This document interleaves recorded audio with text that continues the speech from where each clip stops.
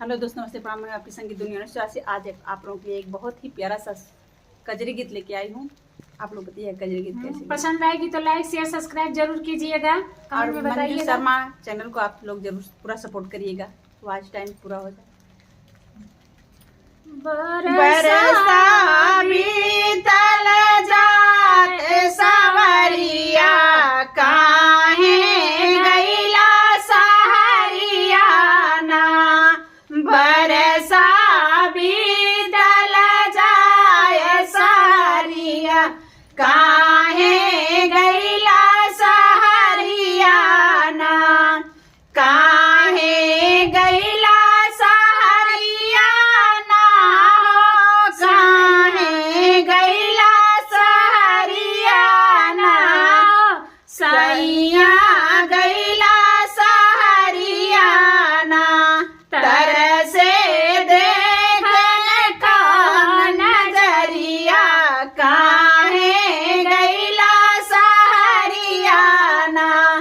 तरसे देखन का हो नजरिया काहे गईला सहरिया ना।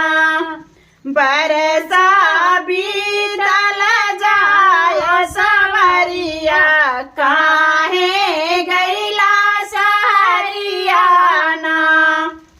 हमका सावन नाही सोहाला तुहरा खातिर नहीं रह जाला। हमका सावन नहीं सोहाला तुहरा खातिर नहीं रह जाला। बरसे घेरी के हो घटा बदरिया काहे गईला सहरिया ना। बरसा बीतल जाय सवरिया काहे गईला सहरिया ना। बरसा बीतल जाय सवरिया काहे गईला सहरिया ना। रतिया देखी रोज सपनवा रही रही बरसे मोर नयनवा। रतिया देखी रोज सपनवा रही रही बरसे मोर नयनवा।